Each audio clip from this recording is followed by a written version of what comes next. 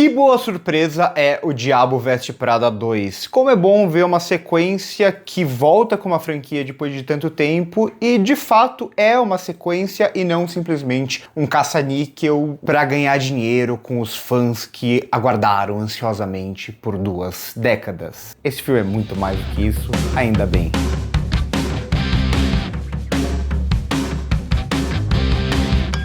"20 anos depois, O Diabo Veste Prada está de volta com o mesmo elenco, com o mesmo quarteto principal, digamos assim, Anne Hathaway, Meryl Streep, Emily Blunt e Stanley Tucci, todos aqui muito bem, assim como estavam no original, mas alguns eu gosto até mais aqui, né? Principalmente Stanley Tucci tem mais espaço, a personagem da Meryl Streep tem mais espaço também pra gente conhecer um pouco mais sobre ela, e isso eu acho bem interessante. Além disso, alguns novos nomes em papéis menores, como a Lucy Liu, o Justin Theroux e o Kenneth Branagh, e o mesmo diretor também do primeiro filme. Como eu disse na abertura, quase sempre eu já torço o nariz para esse tipo de filme antes mesmo dele acontecer, porque a gente sabe como é o modus operandi dos estúdios, a gente sabe que Hollywood está numa fase de falta de criatividade extrema, e eu sempre digo, o problema não é a sequência, o problema não é a franquia, o problema não é o remake. Há muitas obras boas que são sequências, remakes e por aí vai. O problema é quando essas obras elas só existem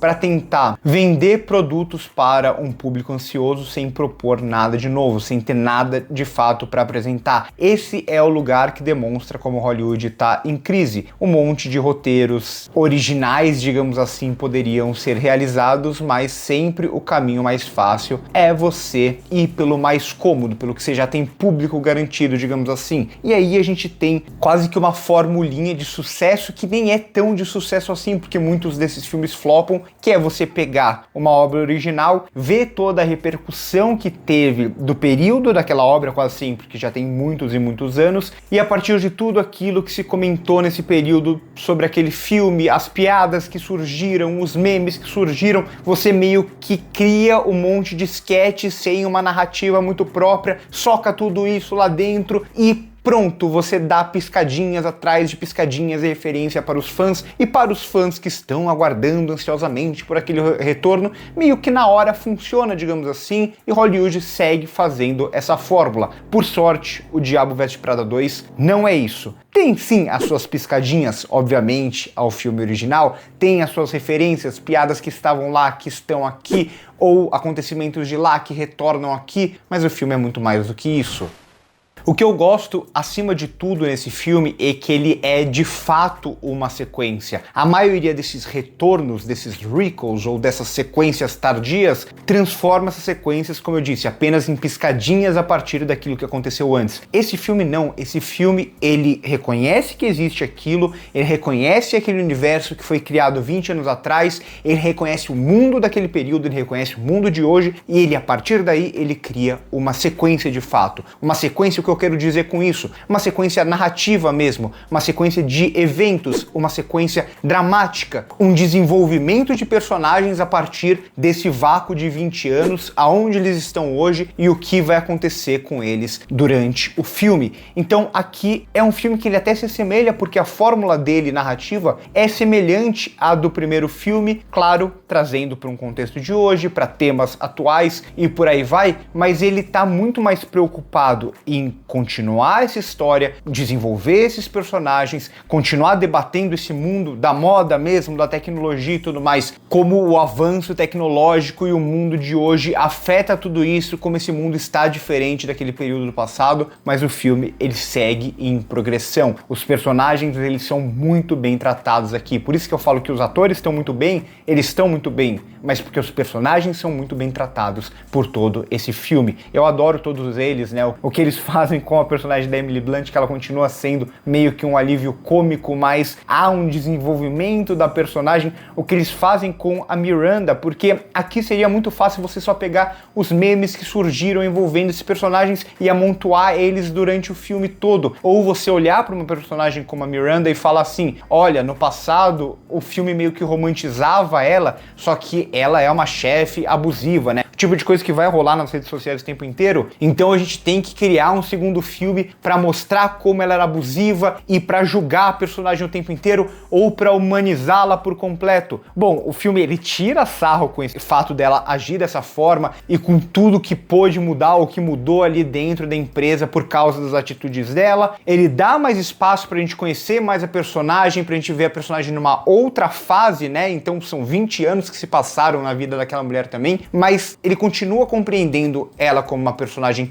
complexa, cheia de defeitos. Isso pra mim é muito bom. E muito mais sutil, digamos assim, dentro da história, mas com muito mais presença, tá também o personagem do Stanley Tucci, que talvez seja o meu favorito aqui dentro do filme. Ele carrega meio que muito ressentimento dentro dele, mas que ele não coloca pra fora, né? Sentimentos que estão ali dentro. Ele é alguém muito apaixonado pelo que ele faz, ele tem um carinho muito especial com a personagem da Anne Hathaway, ele meio que compreende seu espaço, mas ele tem uma dificuldade de lutar por mais, e ele entende que dentro daquele cenário, para ele continuar fazendo o que ele pode fazer, ele precisa se colocar naquele lugar, e muito disso vai ser desconstruído, não vou dizer mais do que isso sobre o filme. Então, isso pra mim é muito especial no filme, né? É um filme que ele retorna com o universo que não precisava retornar. O primeiro filme tá fechadinho ali, poderia ter terminado ali. Ele fala, vou retornar com esse universo, mas vou fazer alguma coisa com esse universo a partir de agora. Então é um filme que ele tem muita paixão, digamos assim. Ele tem muito carinho pelos seus personagens, ele tem muito carinho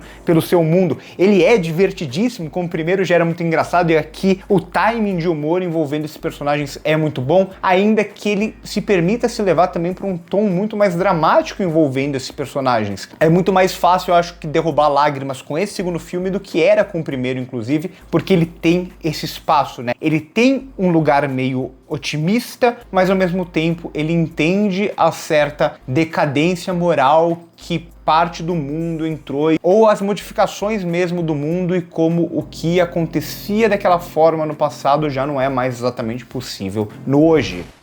E aí é muito interessante também olhar como esse filme ele vai estar debatendo escancaradamente, digamos assim, o impacto das redes sociais, o impacto da tecnologia, o impacto da inteligência artificial, temas que já são meio que batidos, mas que continuam sendo debatidos porque está no nosso mundo. Então, pessoas perdendo emprego, o como afeta o jornalismo, como afeta a moda, como jornalistas perdem emprego, como agora as informações ou as análises elas são cada vez mais rasas, importa muito mais um clique numa manchete do que exatamente você ler um artigo e por aí vai. Todo esse debate que tá no nosso mundo, o filme ele vai trazer todos esses temas aqui sem sutilezas, digamos assim, né? Então ele é bem direto porque é um filme bem direto, mas ao mesmo tempo que, como eu falei lá no início, ele compreende esse lugar do mundo atual, cria essa certa relação com o passado, as modificações, o que tem de negativo, o que ele enxerga de negativo dentro de tudo isso. O fazer cinema dele é muito semelhante ao filme de 2006. É um filme que ele tem muito mais a cara de um filme dos anos 2000 do que de um filme de 2026. Ele não tem aquele cinismo atual, ele não tem aquela certa arrogância para se fazer sátira que é muito comum atualmente. Ele é um filme muito mais inocente nesse sentido, inocente em sentimentos, inocente em acontecimentos. O próprio roteiro vai trabalhar isso, né? Tem resoluções que soam muito mais fáceis, né? Elas não precisam ser tão mirabolantes. Isso tem muito mais a cara daquele cinema. Para mim, O Diabo Veste Prada 2 é um filme muito genuíno, assim, que foi uma experiência bem divertida para um filme que eu entrei assim, já torcendo o nariz antes de assistir ao filme, e gostei bastante mesmo da experiência. Eu gosto do filme original, né? Eu não sou um fã do filme original e coisa do tipo, mas já assisti algumas vezes, né? Passava direto, né, na Globo e por aí vai. Então assisti várias vezes, reassisti para assistir esse filme novo e achei que esse daqui, ele é uma sequência pra lá de digna do original. Bem divertida mesmo, um filme que tem muito coração, né? Tem muita paixão de ser feita. Não é um filme que a gente olha, claro que os produtores que pensaram em fazer esse filme, eles só deram a luz verde porque eles viam um futuro comercial para ele. Mas a partir disso, os artistas ali envolvidos, roteiro, direção, toda a parte de figurino, cenografia, de fotografia e os atores envolvidos, seus personagens, ali tem muita paixão desse filme ser feito. Isso é muito legal de ver mesmo, o que a gente raramente vê nesse tipo de sequência tardia, que possivelmente vire uma franquia, que talvez tenha ou não uma sequência, nunca dá pra saber, tudo vai depender também das bilheterias, mas enfim, Gostei bem mais do que eu esperava, fiquei feliz mesmo com o resultado de O Diabo Veste Prada 2. Por hoje é isso, curte o vídeo se gostou, primeiro comentário fixado nas minhas outras redes sociais, meu curso aqui no primeiro comentário fixado. Por hoje é isso aí, corta.